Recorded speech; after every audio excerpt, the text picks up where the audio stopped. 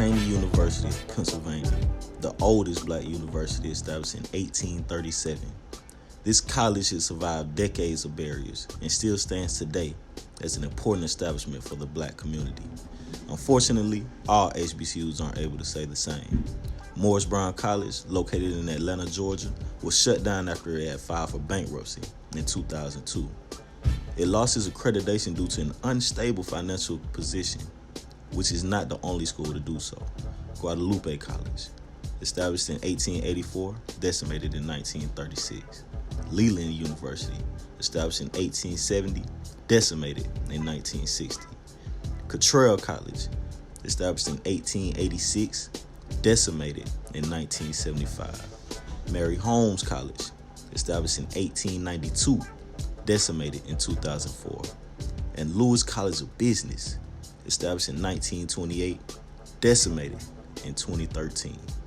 All of these are black colleges and universities that were shut down due to financial deposition. The lack of funding regarding HBCUs, this goes back in time, and what I look at with regards to people that we often try to make something like that. What is happening right now is just started. That this is the first time. This is the first time we've ever experienced this. Again, incorrect.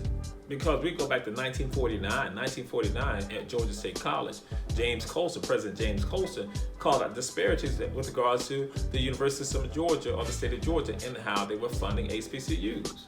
So we're looking at 1949. But prior to that, Benjamin Hubert also had questions with regards to funding for us to even have buildings on this campus. And the state of Georgia gave some of the funding, but then thought that we were not going to achieve being able to build these structures, have these structures here on the campus. So we're looking at early 1900s. So from 1890 on, we've always dealt with that issue, and HBCUs across the country, especially the public ones, have dealt with the disparities. Albany State University now shares their campus and student life with Darton State College, a local predominantly white institution that doesn't stand on the same historical ethics, culture, and empowerment of the black community, but must be combined with an institution that does, with faculty that does, and a student body that also stands on the same principles. All things, when change comes, you have to revamp and reorganize. Starting with the school motto, which changed from potential realized to excellence is the standard, and many other different aspects that they feel the need to go and revamp and change to fit this new diversity standard. We are built on being an HBCU, but instead it's being taken away, I feel, to make it has its positives, but at the same time, I feel like it's become a market more than an institution of excellence. Faculty and staff, they are different. Like this faculty that we got from Darton and the faculty from ASU, they treat you two totally different ways. So it's kind of like they haven't yet adjusted to being one institution. The biggest challenge that we're having now is getting the students to understand that we are not just East Campus versus West Campus, and we're just one big community. So I think that's going to take time for us to put into their brains that we're all one ASU and there's not no difference from West Campus and East Campus. Now the question is, does the merging of schools become acceptable, seeing that it may be a school's last chance to remain open? Or is there another way? Is there another option that doesn't require a damage to our HBCU culture? Don't get me wrong, there is nothing foul about sharing a campus with white students. But does the long-term effect of merging us together defeat the purpose of what our ancestors fought so hard to establish? Is it slowly stripping us of what motivates a black student in a poverty-stricken community from attending a school where they may not feel welcome or gain the same black experience? How do we get more value and how do we thrive as institutions versus just surviving?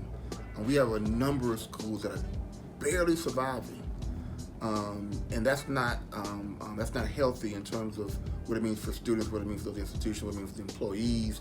We have Morehouse College, one of the prestigious institutions I'm a graduate of, that are having to furlough staff. You know, that's just barely making it. Graduating from HBCUs and empowering the culture. You think that we get more help with funding, right? Wrong. These lack of funds put more pressure on financial aid, parents, and students to stay enrolled. Internally, I think as African Americans, particularly those who graduate from HBCUs and those who have not, we do have to ask the question, does it make sense to consolidate smaller HBCUs to have a better return for our students? for our alumni, from a philanthropic standpoint, higher education has become far more complex than it was back in the 60s, 50s, 60s, etc. So there is an argument to be made or a discussion to be had internally to address changes in higher education, changes in today's demographic, and what we can do to have a better return or an outcome for our students and for our community. Externally, if we don't do it internally, an external force will do it to us. And the challenge is, if we let people outside of HBCU community do it, it would be done in such a way that they don't have the pulse and the culture of HBCUs. So, in my estimation, it's better that we think this through, be honest with ourselves, and develop solutions. Otherwise, state governments, governors, etc., would do it for us, and that probably going to be to our disadvantage. My question is specifically to the university systems over all HBCUs. Is there a game plan to support these black schools and institutions financially, or are you a part of the problem? If we need to fight for ourselves, are the students ready to stand against the slow disintegration of HBCUs? Do we care about our culture enough to put a stop to it? Are alumni willing to support us in this journey? The blame may possibly be distributed amongst both, but if we are including the higher masses, the scale becomes a bit lopsided. My twin sister and I were the first to graduate from college in our family, so we had no roadmap. And some of these students come with no roadmap, and all they're looking for is a helping hand. So HBCUs, we have to keep them hands down. They can't go away.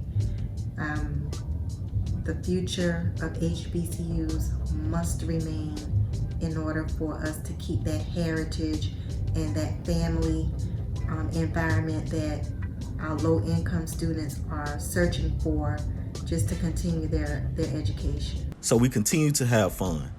We continue to gather in fellowship. We continue to enjoy our musicians, our bands, our choirs. We continue to rave at our sports programs. We continue to push black athletes that may not have had a shot at a big Division I school to the professional level.